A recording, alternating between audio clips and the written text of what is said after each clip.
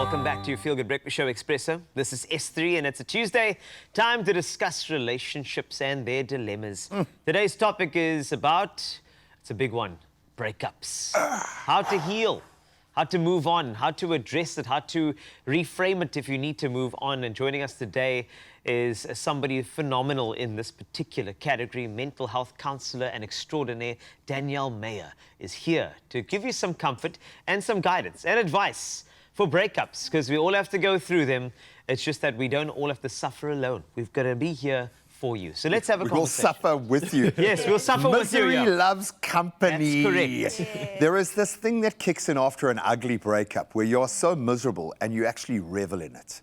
It's almost like you need to go through that. And I'm so glad you used the word through. Yes. Because it's not something you can sidestep No. or you've just got to sink in there and just get nasty. Do the ugly cry, do something to just mark that occasion. But why does it hit so hard? Why do breakups just level us?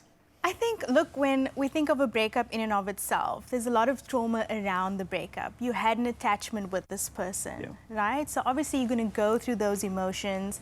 You're going to go through that emotional processing. And there was a lot there. There was an attachment you had with the person, the memories that you shared with the person, and just everything that you invested. So you've got to grieve. You've got to grieve for the loss of a thing, an entity, This might sound like the most ridiculous question ever, but if I wanted to avoid this pain, could I just not ever get into a relationship? I mean, do I need to be in a relationship these days? Is it necessary? Are there any benefits? Let's unpack this, man. Yeah, let's talk about that, Ralph. No, but genuine. I mean, I think Yeah. obviously there's these important aspects of relationship. I think it's important to really look at that and why we even get into a relationship in the first place to potentially avoid these situations, right? Yeah. I mean, that would maybe be the easier choice, but, you know, as human beings, we naturally crave that human connection, that intimacy.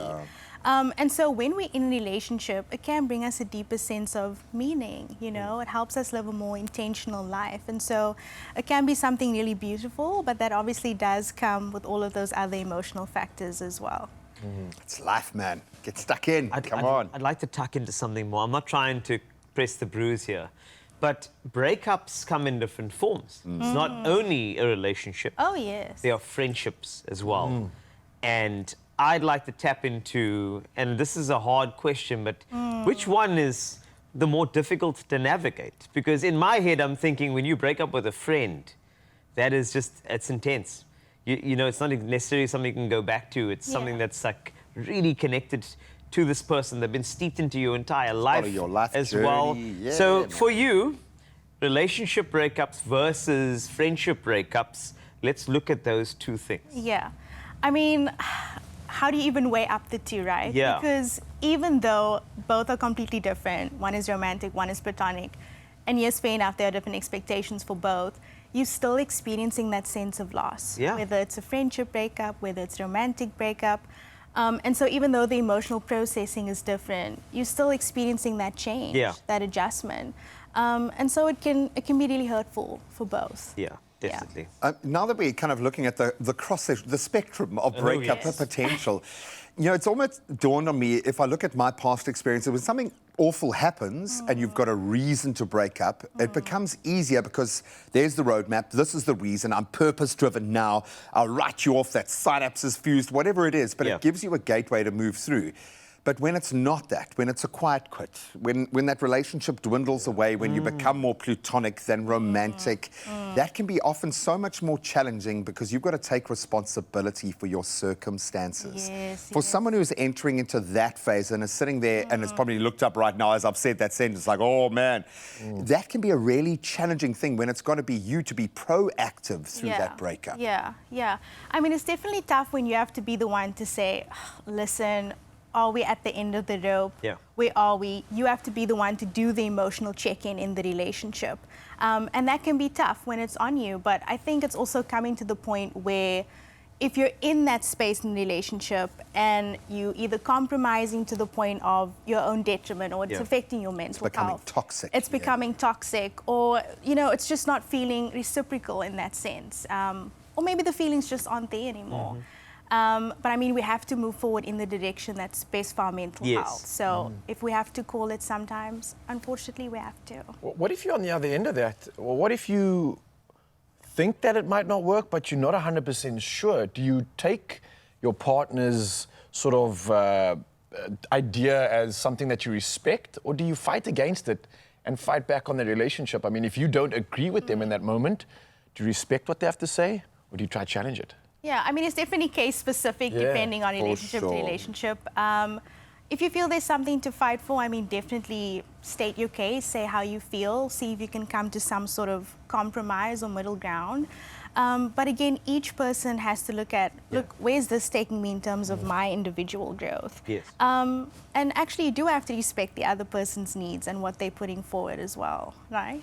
And I think that's important. You fight for love, Ryle. I will. Fight for it. Never giving up. Leave me! Don't leave me! Oh, man, we know, we make light of it because we know how tough it is. Yeah. We know that if you are in that cold face right now, in the midst of a breakup, that there is just no worse feeling, and we are here for you. This is a semi-safe space we try to create to have these discussions, but we're going to continue in just a moment. Danielle's not going anywhere, and if you're going through this yourself right now, open up, share with us, give us some tips, some perspective and insights on what you are going through right now. We'd love to hear from you. It's my feel-good breakfast show. Yes, Mzansi, welcome back to your Feel Good Breakfast Show, the health edition that you never knew you need, and it's been oh so important. And we're going to carry on with that theme right now, joined by mental health counselor Daniela Meyer, and we are chatting about breakups, yes, and how to heal and move on from them in relationships as well as friendships. And part one of our conversation was definitely pertinent, getting a bit more of a better feeling about these things we call a breakup and how to move on from it. But I'm hoping we can be more practical about this session right now.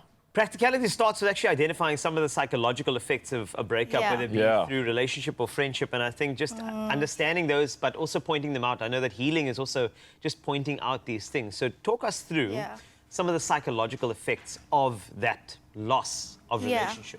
Yeah. Well, look, when it comes to a breakup, obviously you're experiencing that sense of loss. So with that can come a lot of, depressive symptoms, going through periods of low mood.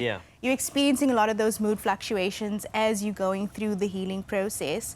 And, when we look at that, that can often lead to periods of self-isolation because now you're just wanting to heal, you want to be alone. But it's so important to also reach out as you're going through this process in and of itself. But I mean, you're experiencing a lot of those depressive symptoms and low mood, and just that psychological, aftermath of a breakup. It can be very triggering, very traumatic. And so long term, it's a lot to process. It is a lot, and I think for many people out there that may be experiencing this for the first time or have no idea what they're experiencing other than the feels, you can get so caught up in that and almost not know whether this is normal or not. And I think it's quite nice to become and be made aware of, let's say, the process or the way in which we deal, the way in which we mourn, so that we're not feeling like we're alone and this is normal. So one thing that I know stands out is that sort of the stages of grief, which is something that I think a lot of us need to go through in order to process, in order to deal with and eventually heal. Can you elaborate on exactly what these stages of grief are? Because I think a lot of Mzansi might be able to resonate with this and think, okay, well, I am where I need to be right now. This is normal. Yeah. I mean, I think it is just so important to normalize that process. And first and foremost, give yourself that permission to go through the process, right? So obviously, we can't accept what we don't acknowledge. So acknowledge that right now, it is a grieving process. And there are different stages that come with that it will eventually lead to acceptance. But I mean, first you're going to go through just kind of the general shock and the fact that you're going through this process. Denial, right? Bargaining, you're kind of having that inner dialogue about, should I have done this? Could it have played out this way? You're kind of reflecting back on the relationship, whether it's a friendship or a romantic relationship. And then you're going to go into, that depression, those depressive symptoms, where now you're processing a lot of those negative emotions that's coming with the breakup. And then eventually leading then to acceptance, where you're in that space of healing. And looking back at what happened. So it's almost inevitable that you need to go through these phases in order to get to that point of healing. Yes, I would say it's actually the most important part of the healing process. And not giving yourself that permission to grieve the relationship, grieve that person, also grieve who you were in that relationship, right? Because we're also letting go of that. And I think that all is just so important to to healing. That's power, what you just said now. Yeah. The person you were in the relationship, Yeah. you're going to be different coming out of it. Yeah. And you can't look at yourself like you're a diluted being. You are Yes, still yes. wholly you, Yes. which is so important. But I think just in closing this particular cycle, there is also the role of the supporter. You know, Raul goes through a breakup and somebody Yes. close to me does. Usually we treat it quite aggressively. We say, Raul, many ladies in the sea, Yes. boo, don't worry, you're going to be fine. Oh, she's not worth your time. Yeah. Why did you waste your time in the first place? I told you so. I just feel like it's such an aggressive style of support, especially in light of the breakup. It's almost like the supporter is trying to embody the feelings of hurt in a very aggressive way. So Yeah. let's talk about a very good way of just being a supporter to somebody who's going through a breakup. Yeah, I mean, someone that's going through a breakup, they're going to need that good support structure to be there for them. And I think it's important not to be dismissive of what they're going through. Try and hold a space for them. You might not have all the answers, but you'll be surprised just how healing holding a space can be for somebody. So don't be dismissive of what they're going through. Validate what they're feeling, you know, have compassion about the situation and what they're going through. And let them know that you're going to be there for them. Because right now, they're up, they're down, they're all over the place. And so just knowing that they have that kind of constant support and someone they can lean into, I think it makes a difference. Oh, well, Daniela, thank you so much. This has been exceptional. 2 parts of pure magic coming through. And for you, Mzansi, if you're resonating with us right now, then I hope this has helped you. But I can't thank you enough for being here with us, sharing these incredible words and bars of gold. And for you, Mzansi, that wraps up our conversation when it comes to healing. And I hope you can dive straight into all of that energy right now.